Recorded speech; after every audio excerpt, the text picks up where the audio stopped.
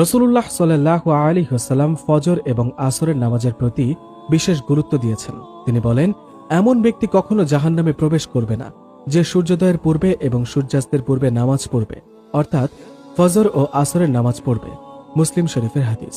ফজর এবং আসর নামাজকে বিশেষ গুরুত্ব দেওয়ার বেশ কিছু কারণ আছে। ফজরের সময়ের ঘুম মানুষের জন্য অত্যন্ত আরামদায়ক, আর আসরের সময় ব্যবসা বাণিজ্য, খেলাধুলা এবং চিত্ত বিনোদনে মানুষ ব্যস্ত হয়ে পড়ে। এ সকল কারণে মানুষ ফজর এবং আসরের নামাজ যথাসময়ে পড়া সম্ভব হয়ে পড়ে না। সুতরাং যে ব্যক্তি এই দুই ওয়াক্ত নামাজ যথাসময়ে আদায় করে তার জন্য অন্যান্য ওয়াক্তের নামাজ আদায় সহজ হয়ে যায়। আবু হুরায়রা রাদিয়াল্লাহু তাআলা আনহু থেকে বর্ণিত হাদিসে রাসূল সাল্লাল্লাহু আলাইহি ওয়াসাল্লাম বলেছেন, ফেরেশতারা পালা বদল করে তোমাদের মাঝে এসে থাকেন, একদল দিনে একদল রাতে।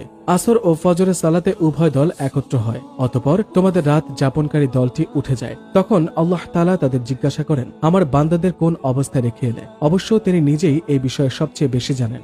উত্তরে তারা বলে, আমরা আপনার বান্দাদের সালাতে রেখে এসেছি, আর আমরা যখন গিয়েছিলাম তখনও তারা সালাত আদায়রত অবস্থায় ছিল। বুখারী শরীফের হাদিস নাম্বার 555। বান্দার জন্য 5 ওয়াক্ত নামাজ ফরজ হওয়ার পূর্বে আসর এবং ফজরের নামাজ ফরজ ছিল, তাই এই দুই ওয়াক্তের নামাজের গুরুত্ব আরোপ করা হয়েছে। কেউ কেউ বলেন, দিনের শুরু হলো রিজিক বন্টনের সময়, আর দিনের শেষ হলো বান্দার আমলনামা পৌঁছানোর সময়। তাই হাদিসে এই দুই ওয়াক্ত নামাজের ফজিলত ও গুরুত্ব আরোপ করা হয়েছে। এছাড়াও ফজরের নামাজের ক্ষেত্রে হাদিসে এসেছে, রাসূল সাল্লাল্লাহু আলাইহি ওয়াসাল্লাম বলেন, যে ব্যক্তি ফজরের নামাজ পড়বে সে আল্লাহর জিম্মায় থাকবে। মুসলিম শরীফে হাদিস নাম্বার 657। আল্লাহর চাইতে উত্তম জিম্মাদার, উত্তম রক্ষক কি আর কেউ আছে?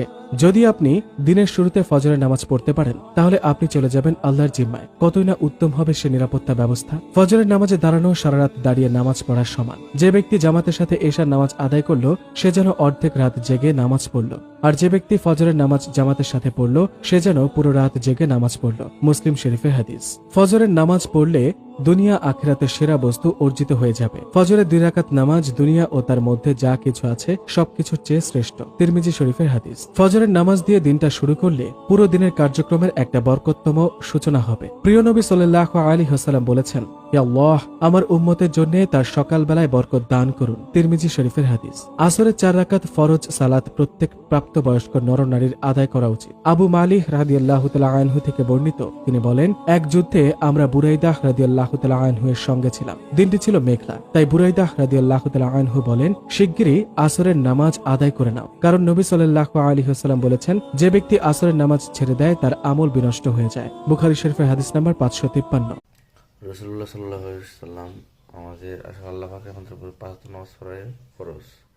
তো আমরা আসলে কি চেষ্টা করি 5 ওয়াক্ত নামাজ পড়ার জন্য চেষ্টা করি ইনশাআল্লাহ। প্রতিটা মানুষ যেন আমরা 5 ওয়াক্ত নামাজ পড়ি।